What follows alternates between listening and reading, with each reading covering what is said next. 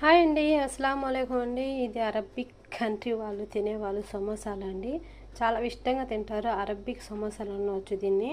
ఇదేంటంటే ఫస్ట్ మైదా పిండి వేసానండి. మైదా పిండి వాటర్ వేసి కలిపాను అంతే, ఇంకేం వేయలేదు. కొంచెం వాటరు, మైదా పిండి అంతే. ఇదేంటంటే స్టఫింగ్ అండి, సమోసాల లోపల పెట్టే స్టఫింగు. ఇది ఎలా చేయాలి, ఏ విధంగా చేయాలి, దీనికి ఏమేమి కావాలనేది ఒక ఫుల్ వీడియో పెట్టానండి.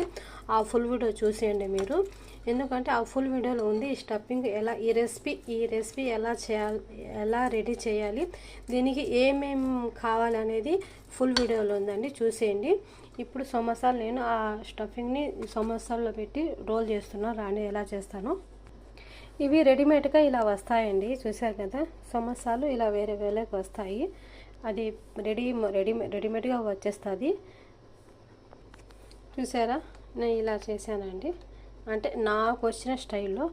ఇప్పుడు మైదా పిండి కలిపాను, ఎందుకంటే ఈ రోళ్ళు అంటే సమోసాలు మేము చుట్టినప్పుడు అది విడకుండా, ఓపెన్ అవ్వకుండా ఇలా పెట్టేసి మళ్ళీ క్లోజ్ చేసేస్తామండి దీన్ని. చూడండి, సమోసా రెడీ అయిపోయింది కదా. ఇలాగా ఇవన్నీ మొత్తం ఇలాగే మొత్తం చేయాలండి. ఇది రంజాన్గానే కాదండి, వీళ్ళకి ఎప్పటికంటే కావాలంటే తిన్నాటికైనా ఎప్పుడైనా తినాలంటే ఇప్పుడు ఇలా చేసి పెడతాను. కానీ ఇప్పుడు రంజాన్ టైంకి అయితే భలే ఇష్టంగా ప్రతిరోజు వీళ్ళకి సమోసాలు అనేది ఉండాలి. సమోసాలు, గేమాతో, ఇంకా షోర్బా అంటే సూపు, చాలా రకాలు ఉన్నాయండి.